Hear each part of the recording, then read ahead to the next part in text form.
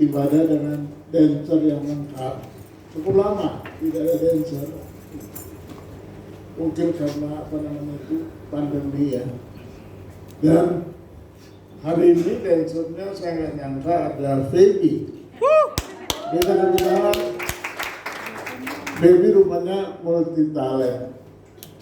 Dia bisa worship leader, dia bisa dancer. Itu suaminya di belakang ketawa-ketawa. Nah, saudara, kita semua perlu punya pengalaman dalam mengikuti Tuhan. Kita perlu punya pengalaman manis waktu kita ikut Tuhan. Nah, kalau pagi ini kita mau berbicara tentang struggle with past. Struggle with past adalah pergumulan dengan masa lalu. Saya sangat yakin bahwa di antara kita tidak ada yang tidak punya masa lalu yang menyenangkan atau masa lalu yang tidak menyenangkan. Semua kita punya masa lalu.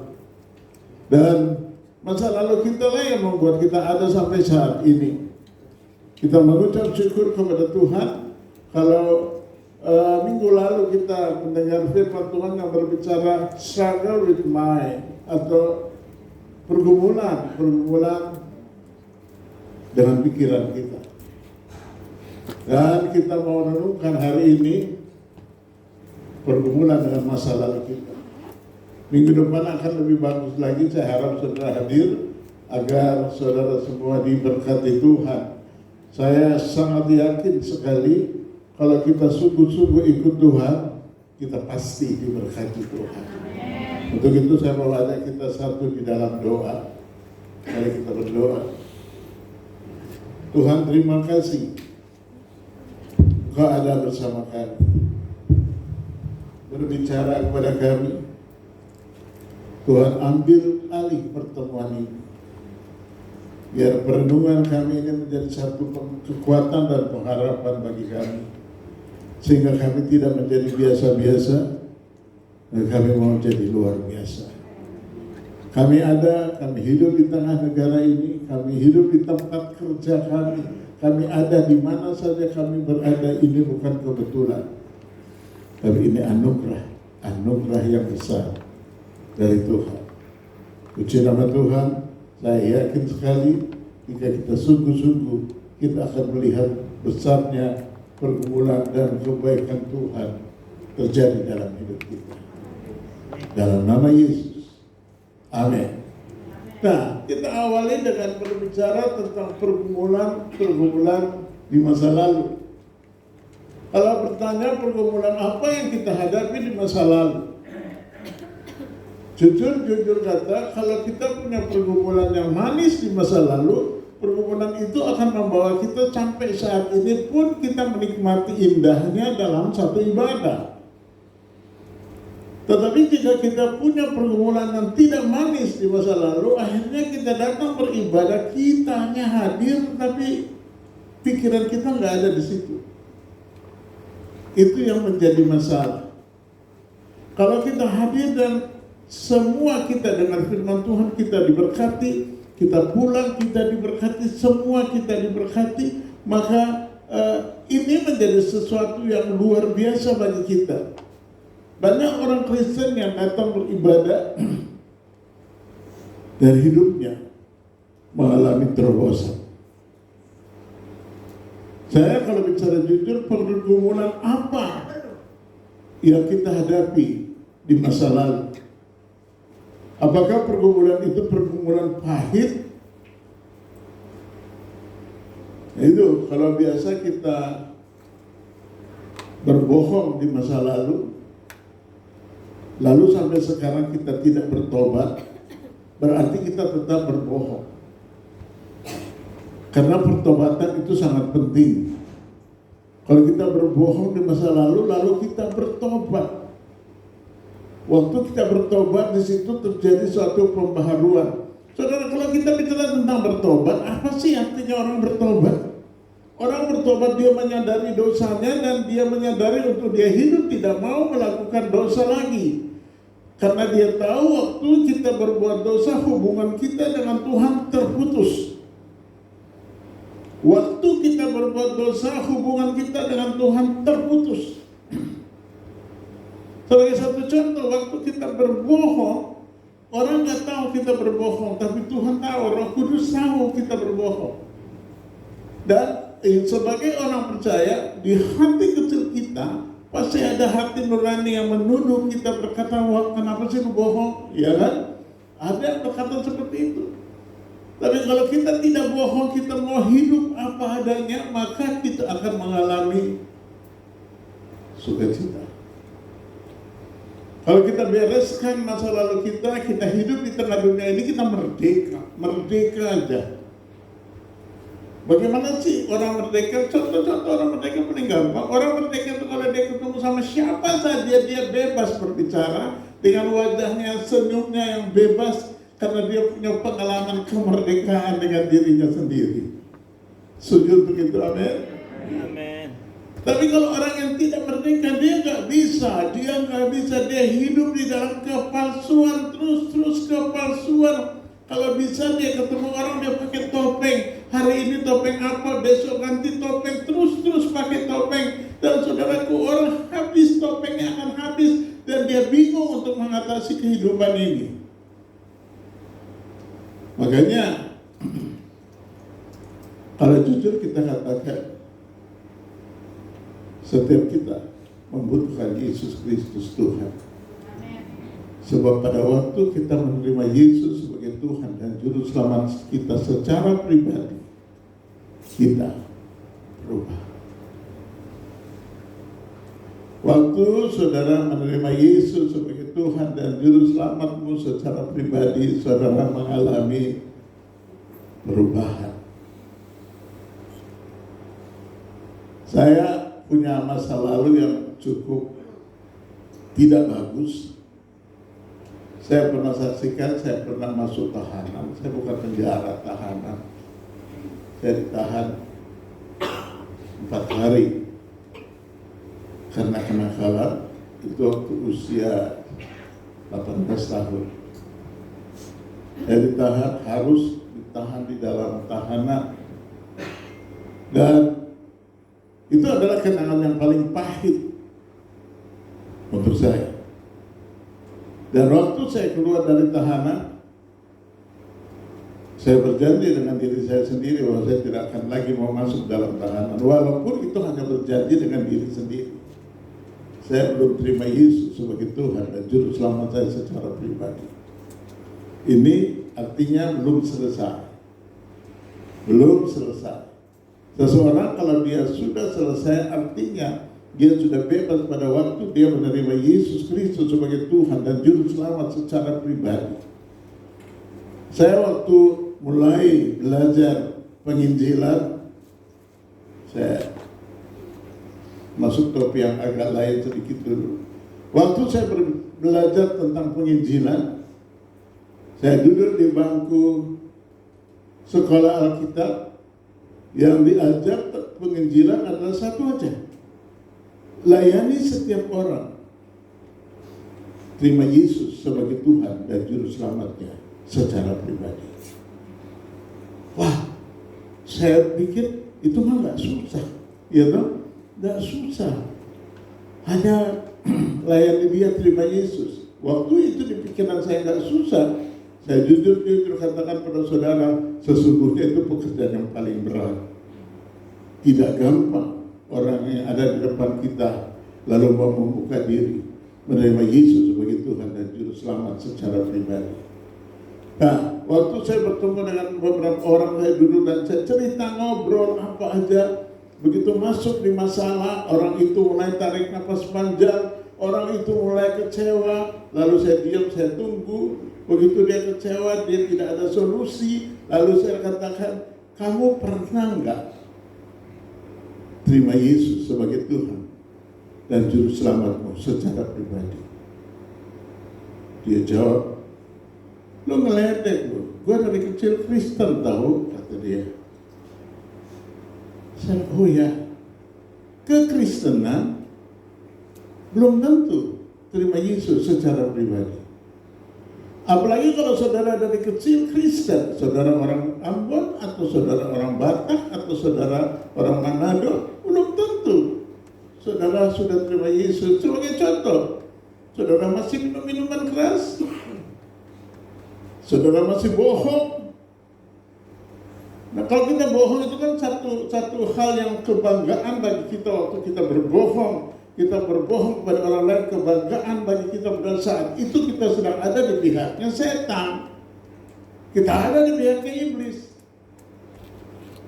Nah, kita butuh pemberesan, butuh pemulihan, butuh pelepasan di dalam diri kita agar kita merdeka. Nah, saya beberapa kali doakan orang, saya katakan kamu mau terima Yesus sebagai Tuhan dan Juru Selamat secara pribadi. Orang itu berkata, ya, saya butuh Yesus. Saya bilang, kamu pernah terima Yesus? Dia katakan, belum pernah. Saya doakan dia. Dan begitu selesai berdoa, dia menangis sejadi-jadinya. Dia menangis sejadi-jadinya. Yang saudara jujur, dia mengalami perubahan. Karena perubahan itu mulai terjadi dalam hati dan pikiran kita. Yang setuju bilang amin. Yang menjadi pertanyaan bagi kita, berapa banyak dari kita yang sudah pernah terima Yesus dan berapa banyak yang belum pernah terima Yesus, didoakan terima Yesus secara pribadi. Nah, kita masih berjalan dengan kebiasaan kita di masa lalu. Kalau kita nggak ngibul hari ini rasanya belum sore gitu ya, kita belum tenang. Kalau kita udah ngibul baru kita puas. Nah, kita nggak tahu bahwa kita ada di pihaknya iblis. Jadi kalau bicara berapa banyak orang Kristen di gereja, banyak sekali orang Kristen di gereja, tetapi berapa banyak orang Kristen yang sudah mengalami perubahan. Nah, ini perubahan masa lalu inilah, pergumulan-pergumulan di masa lalu inilah yang menentukan bagaimana masa depan kita. Ya, kalau kita belajar merenungkan kebaikan Tuhan, so kita bisa berkata, apa yang akan saya buat untuk Tuhan karena Tuhan begitu baik untuk saya. Apa yang saya berikan untuk Tuhan karena Tuhan begitu baik kepada saya. Ini yang hal yang kedengarannya biasa, tetapi ini penting banget, penting sekali untuk kita meresponi kebaikan Tuhan. Waktu kita meresponi kebaikan Tuhan, saat itulah kita sedang membangun hubungan yang intim dengan Tuhan. Dan pada waktu kita menerima Tuhan sebagai Juru Selamat dalam hati dan pikiran kita, kita 100% mengalami perubahan. Saudara yang gak biasa baca Alkitab, jadi rasa lapar dan haus. Saudara yang malas berdoa, jadi mulai mencari waktu untuk berdoa. Saudara yang merasa Tuhan itu jauh banget, ya aku di sini, engkau di sana, jauh banget, padahal Tuhan ada di hati kita. Waktu kita terima Yesus sebagai Tuhan dan Juru Selamat kita, Tuhan itu ada di hati kita. Kalau kita tidak punya pengalaman Tuhan ada di hati kita, berarti sampai sekarang kita belum punya hubungan baik dengan Tuhan. Struggle with past adalah masalah-masalah di masa lalu kita yang menentukan kita saat ini. Saya punya satu masalah yang tidak menyenangkan. Pada waktu itu saya umur 22 tahun. Teman saya, sahabat saya itu dia beli sarung tinju.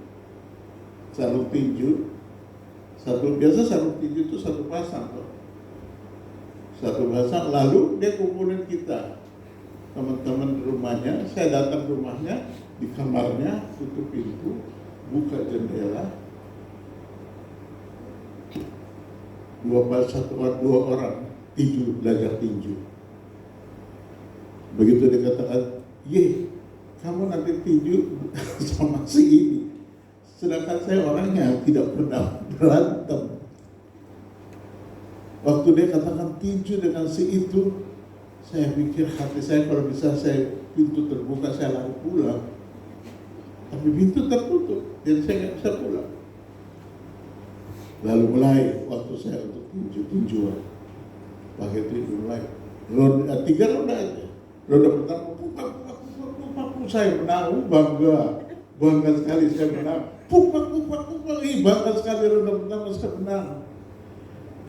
Teman saya yang saya lawan saya itu udah tujuh kepala saya pukul terus bangga sekali saya menang. Ronde kedua saya masih menang.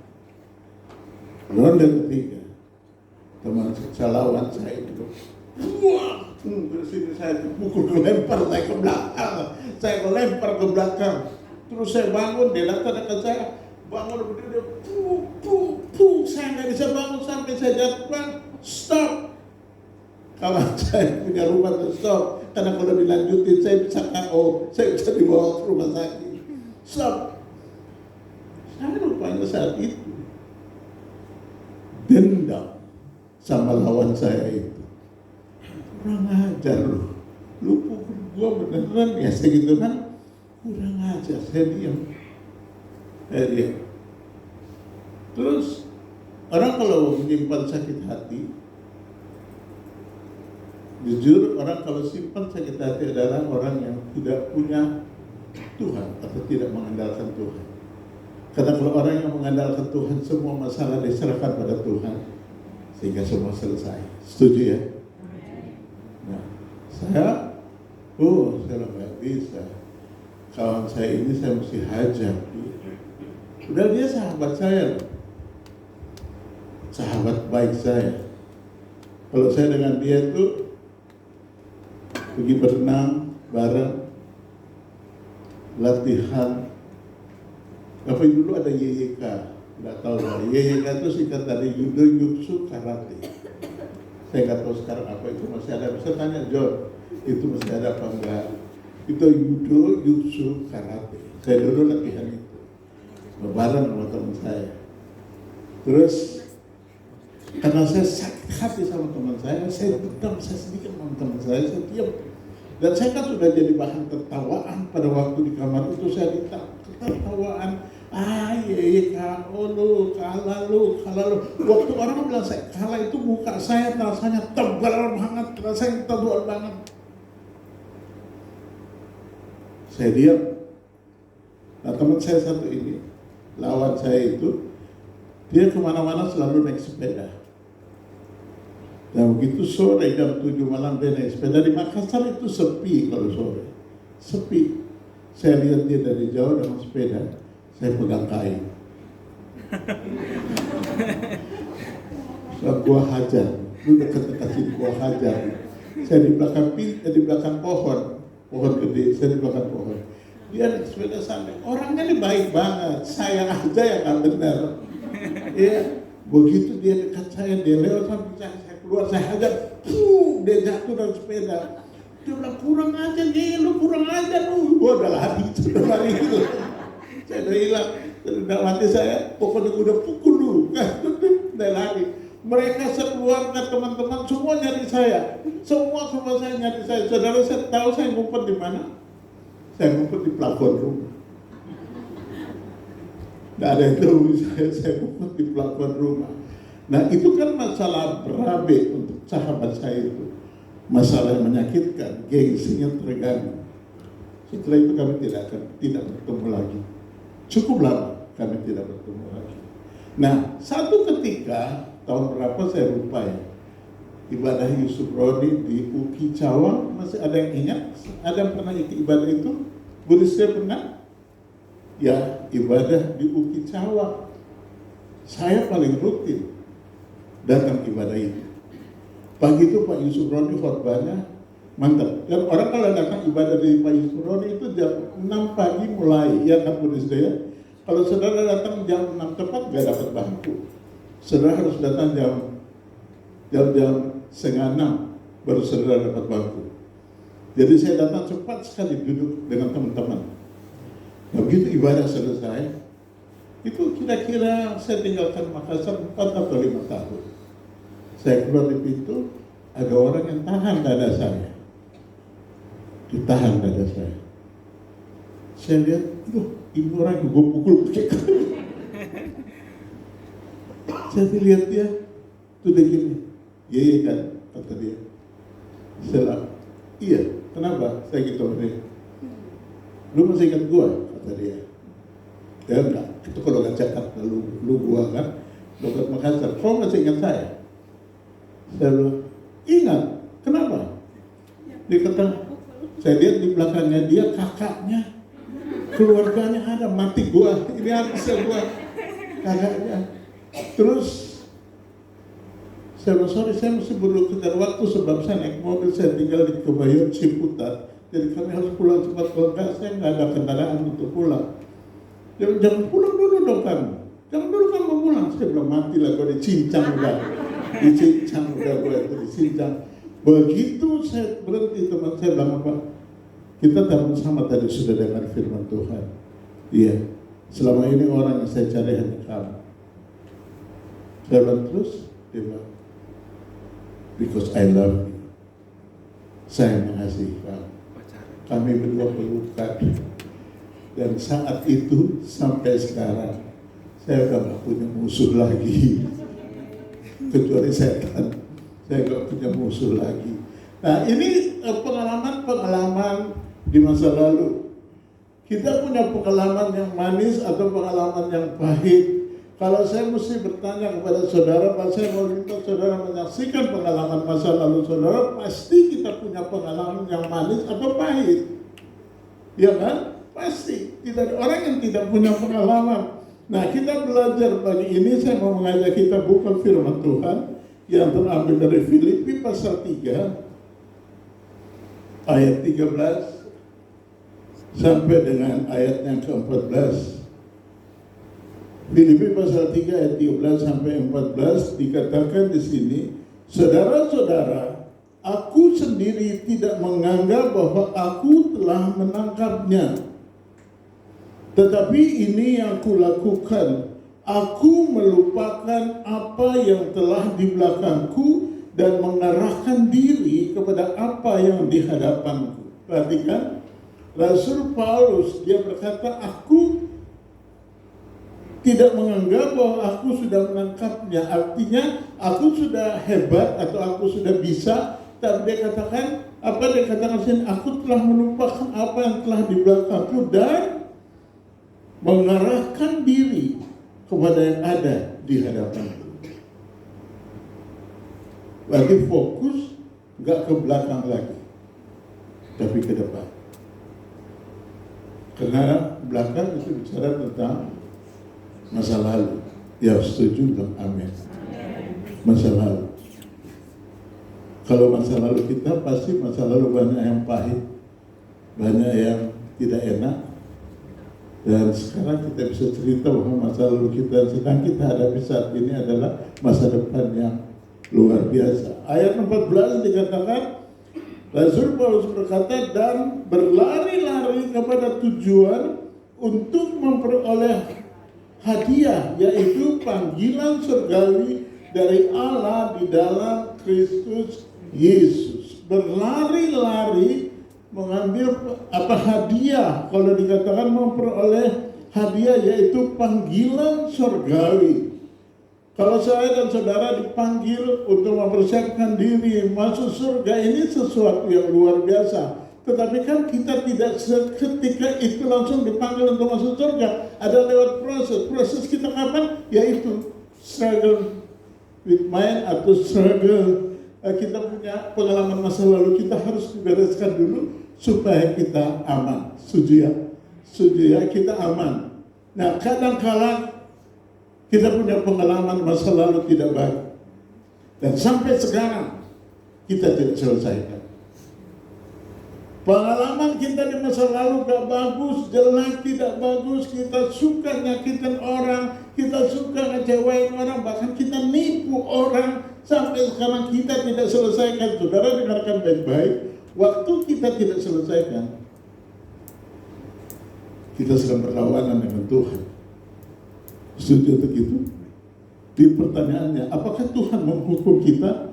Jawabannya enggak. Tuhan mana enggak segitu amat. Tuhan enggak suka pukul-pukul orang kayak guru kita di sekolah. Guru kita di sekolah, kalau kita salah kan kita dikasih rotan.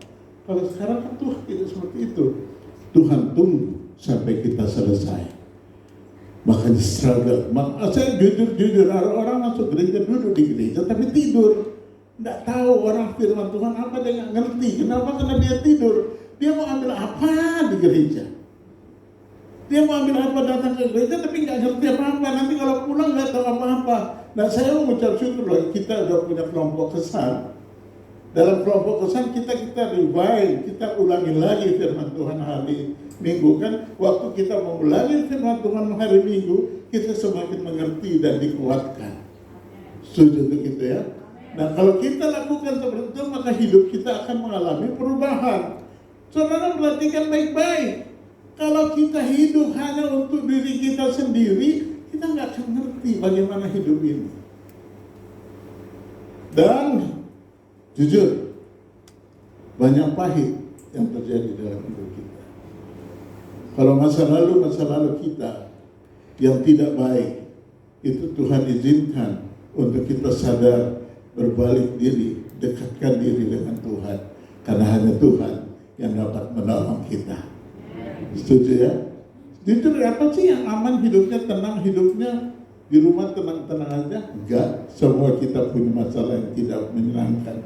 Selanjutnya kita lihat di sini, saya akan mencatat istri Lot yang menjadi tiang garam. Kenapa istri Lot menjadi tiang garam? Karena istri Lot waktu mereka harus keluar pergi tinggalkan tempat itu, Tuhan berpesan, pergi dan jangan sekali-kali menoleh ke belakang. Menoleh ke belakang artinya melihat lagi masalah kita di masa lalu, mengenang lagi masalah kita di masa lalu. Mungkin masalah yang enak-enak, kita nengok, ingat, lihat ke belakang. Dan pada saat istri Lot melihat ke belakang, dia menjadi tiang garam. Ini hal yang tidak menyenangkan terjadi. Kalau kita tahu rencana Tuhan sama kita luar biasa, mari kita bangun rencana itu agar hidup kita diberkati Tuhan. Saya sangat yakin sekali bahwa sekarang hidup kita seperti ini, seperti yang sedang saudara alami. Tapi jika saudara sungguh-sungguh dengan Tuhan, pengalaman manis dan manis akan terjadi, dan saudara lihat Tuhan memberkati saudara berlipat kali ganda. Berikan tepuk tangan untuk Tuhan. Berikan tepuk tangan lebih meriah untuk Tuhan. Pada waktu kita menyadari aja hidup kita ini hancur, dan saya ini hancur-hancuran, dan saya butuh Tuhan. Waktu saudara menyadari seperti itu, melangkah untuk cari Tuhan dan bereskan hidup agar hidupmu diberkati Tuhan. Nah, kalau jujur kita katakan, berapa banyak sih kita serius cari Tuhan? Atau berapa banyak kita jalan di tempat? Bertahun-tahun kita masuk gereja, masalah kita itu aja, itu terjadi terus masalah kita. Ini yang membuat kita sulit melihat mujizat-mujizat terjadi. Apa pengalaman pahit kita di masa lalu? Saya katakan, kalau kita datang pada Tuhan Yesus, sebelum kita sampai di Tuhan, kita dipulihkan dulu. Setuju gak? Kita dipulihkan karena Tuhan itu kan kudus. Dia suci. Kita nggak bisa ketemu Tuhan kalau kita nggak kudus, kita nggak suci, kita nggak bisa ketemu Tuhan. Kita dikuduskan, kita disucikan, baru kita bisa bertemu dengan Tuhan. Nah, ada orang bertemu Tuhan datang penuh dosa, lalu terima Tuhan, nggak bisa. Diproses dulu sama Tuhan, dibentuk dulu sama Tuhan. Makanya satu jemaat Tuhan yang saya kasihi, kalau saudara saya nggak lihat berapa minggu di gereja, saya cari. Supaya kenapa? Supaya saudara menyadari bahwa kita ini keluarga. Keluarga itu saling memperhatikan, saling menasihati satu dengan yang lain. Ya, setuju bilang amin? Amin. Kita saling melihat, saling memperhatikan. Ada yang lemah dikuatkan, ada yang sakit disembuhkan. Waktu kita sakit, teman kita datang, kamu sakit apa? Saya sakit ini, Bang. Oh, kamu mesti periksa di dokter. Kayak tadi pagi saya masuk di depan, sampai jatuh. Waktu sampai jatuh, sahabat saya, namanya Ibu Risti Pardosi, dia katakan, Pak Ye mesti periksa dokter. Saya katakan, ada obat nggak? Suntik saya. Dia katakan, ada. Apa obatnya? Neurobion. Saya katakan, oke, mau, tapi lebih baik saya periksa dokter. Mungkin saya mau jatuh ke belakang itu karena ada istriku di belakang. Harus saya tunggu dia dulu jalan, baru jalan bareng. Iya. Karena kalau jalan sendiri salah, ya dong. Jalan kalau jalan sendiri. Nah, saudaraku, selanjutnya kita lihat bangsa Israel yang dipimpin keluar dari Mesir. Tuhan memimpin orang Israel keluar dari Mesir. Kalau dikatakan Mesir itu tempat perbudakan. Orang-orang Israel yang ada di Mesir itu kerja diperbudak. Mereka kerja semua dikerja dan mereka diperbudak. Lalu Tuhan memilih Musa untuk pimpin bangsa Israel keluar dari Mesir. Nah, Musa berhasil memimpin bangsa Israel keluar dari Mesir. Dan berapa tahun perjalanan mereka itu sampai di Mesir. Tetapi di tengah perjalanan bangsa Israel bersungut-sungut. Sebagai pemimpin itu kalau tidak punya kekuatan dari Tuhan, dia nggak kuat. Bangsa Israel bersungut-sungut. Beda, lebih enak kita di Mesir daripada kita sekarang menderita. Kata mereka seperti itu. Saudara, murka Tuhan turun. Tuhan paling benci orang yang suka bersungut-sungut. Tapi Tuhan sayang orang yang paling suka mengucap syukur. Amin. Amin. Kalau kita suka mengucap syukur, Tuhan sayang kita. Keluar dari Mesir sampai ke Israel itu perjalanannya berapa tahun ya? Berapa tahun? Buat 40 tahun. Sampai. Padahal kami ke Israel, maaf ya, saya sudah berapa kali ke Israel, enggak sombong, sudah berapa kali ke Israel. Dari Israel naik mobil ke Mesir hanya 8 jam. 8 jam. Dari Mesir ke Israel. Soalnya kami kalau ke Israel kita turunnya di Mesir. Mesir, nginap 1 malam, besok kita naik mobil ke Israel. Itu 8 jam tiba di Israel. Dan saya harus jujur, perbedaan antara Mesir dengan Israel, langit dan bumi beda. Kenapa? Mesir ya kayak orang-orang kita di sini, sahabat kita itu jorok, gak rapi, tidak tertib, gersang. Tapi Israel, begitu kita masuk Israel, beda sekali. Ini saya bukan panas-panasin saudara supaya saudara ikut, tapi kalau saudara bisa ikut ke Israel, alhamdulillah buat saya. Berarti saya bisa bawa tim lagi ke Israel. Saudara, begitu masuk Israel, dari sepanjang jalan ada berapa puluh kilometer itu pohon kurma. Sebelah kanan kurma, sebelah kiri pohon pisang Ambon lagi. Sepanjang jalan. Dan begitu masuk Israel, sumur bersih banget Israel. Jangan saudara tanya, berapa banyak orang Kristen di Israel dan berapa banyak orang Kristen di Palestina. Orang Kristen di Palestina ada 20% dari penduduk Palestina. Orang Kristen di Israel 0,5%.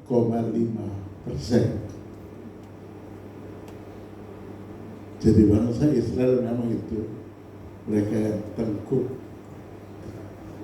Apa? Terima kasih, istriku pintarnya, ngomongnya bagus. Tegar tengkuk. Orang apa di Indonesia tegar tengkuk?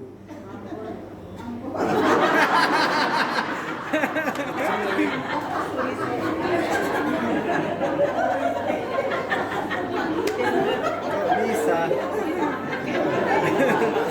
Bukan orang Batak.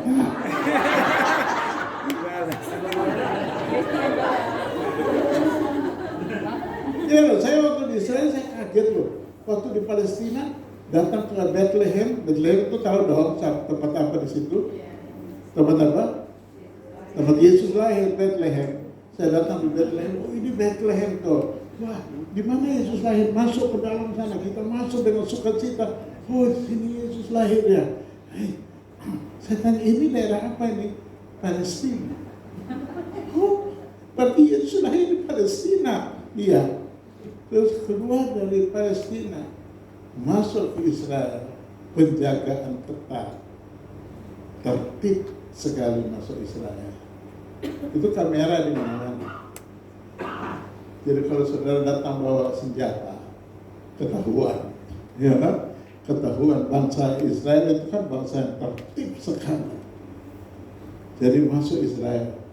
Cuma kalau bicara jujur, enak mana? Israel atau Palestina? Saya akan jawab enak Israel. Saudara bisa tahu kurmanya, kurma dan daging sama bijinya kecil banget, isinya banyak sekali. Kebetulan kan waktu saya ke sana itu mau bulan puasa, jadi saya beli kurma cukup banyak karena sahabat-sahabat saya yang Muslim. Saya kasih kurma. Mereka senang banget ya. Semakin buka puasa makan kurma, senang sekali. Di sini yang saya mau bilang, perbedaan antara tempat di mana ada Tuhan dengan tempat yang Tuhan tidak ada. Sekali Tuhan berkata, aku mengasihi engkau, engkau berharga di mataku, selama-lamanya hal itu tetap terjadi. Kalau Tuhan mengatakan dia mengasihi bangsa Israel itu pilihan Tuhan, itu tidak akan pernah berubah. Bangsa Israel tetap menjadi bangsa pilihan Tuhan. Saya mau ingatkan saudara semua, kalau saudara sudah menerima Yesus sebagai Tuhan dan Juru Selamatmu secara pribadi, maka saudara adalah bangsa yang dipilih oleh Tuhan. Keluargamu adalah keluarga yang dipilih oleh Tuhan. Keluargamu adalah keluarga yang diberkati Tuhan. Berikan tepuk tangan sama Tuhan Yesus. Kalau saudara sungguh-sungguh melihat Tuhan dan fokus kepada Tuhan. Saya mau jadi orang Kristen, saya nggak mau jadi orang Kristen yang biasa-biasa. Bukan berarti saya kaya, enggak. Tapi hidup saya bisa menjadi berkat bagi orang lain. Saya jadi berkat itu sudah cukup sekali. Ketemu orang bisa menguatkan orang, menasihati orang, dan itu yang menjadi sesuatu yang luar biasa. Kalau saudara taat dan saudara akan melihat mujizat Tuhan terjadi. Selanjutnya kita menyadari bahwa masa lalu yang mengikat dapat berupa satu masa lalu yang kelam, berupa trauma, kegagalan, kehilangan, dan lain-lain. Hal ini menyebabkan di masa kini kita susah beriman. Ini yang menyebabkan kita sulit. Kalau boleh jujur saya katakan, berapa banyak sih dari kita yang nggak bisa berdoa? Dari lihat wajahnya aja ketahuan orang ini nggak pernah berdoa.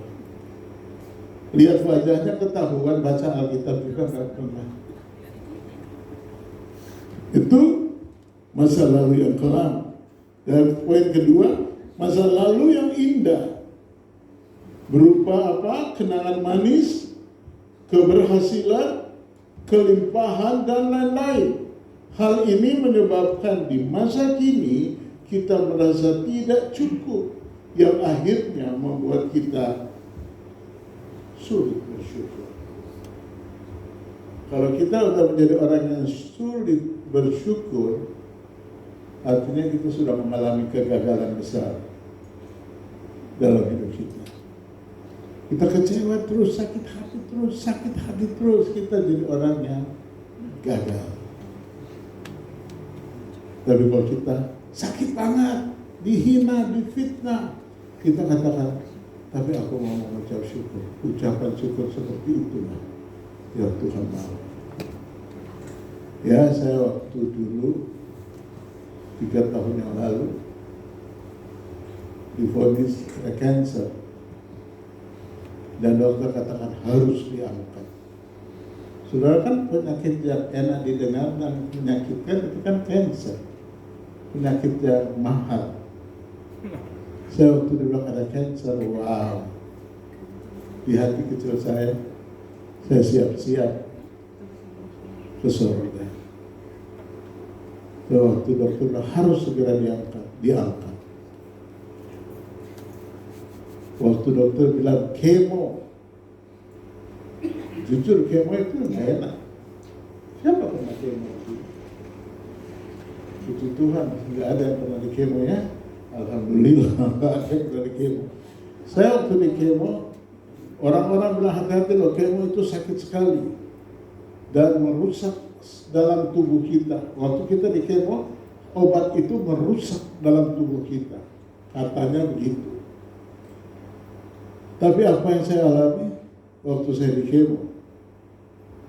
Orang kemo nggak bisa makan, nggak bisa minum waktu kemo. Tapi saya waktu kemo, John datang, dia bawakan saya nasi padang. Saya bawa makan sampai kenyang, sampai selesai kemo, aman. Dan waktu dokter bilang saya harus disinar selama 25 kali, sinar 25 kali di dada. Dulu kalau saya buka dada, saudara terkejut karena sebagian dada saya hitam karena bekas sinar. Waktu saya disinar, mereka bilang 25 kali, Pak jangan kaget, 10 kali Bapak disinar mungkin Bapak sudah gak kuat karena keras sekali sinar ini. Sampai selesai seperti biasa-biasa. Jadi kalau saya boleh jujur katakan, Tuhan izinkan saya lewat situ. Tuhan izinkan saya punya pengalaman itu. Tuhan izinkan saya masuk pengalaman ini. Tapi di pengalaman itu saya merdeka. Saya katakan pada orang lain, jangan takut. Kalau Tuhan pernah tolong saya, Tuhan pasti bisa tolong saudara. Kalau Tuhan saya ditolong Tuhan dengan tepukan tangan yang meriah. Kalau Tuhan pernah tolong saya, Tuhan pasti menolong saudara. Sebab Tuhan itu baik. Dan yang ketiga, cara Tuhan bekerja di masa lalu berupa cara kerja Tuhan yang berhasil.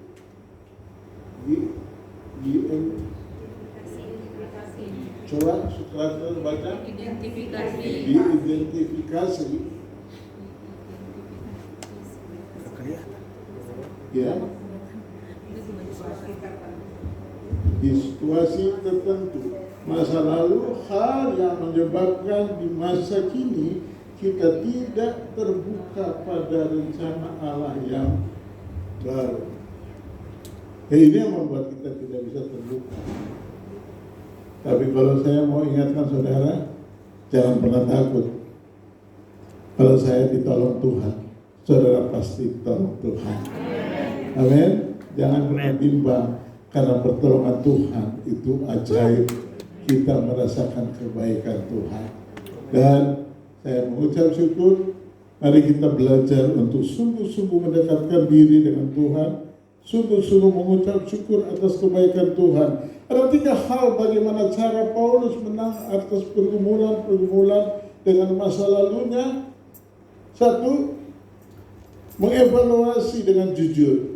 Ayat 13a Rasul Paulus katakan, saudara-saudara, aku sendiri tidak menganggap bahwa aku telah menangkapnya. Artinya dia nggak memegahkan diri untuk hal itu. Dan yang kedua, mengganti fokus. Ayat 13b, tetapi ini yang kulakukan, aku melupakan apa yang telah di belakangku dan mengarahkan diri kepada apa yang ada di hadapan. lupakan yang lalu.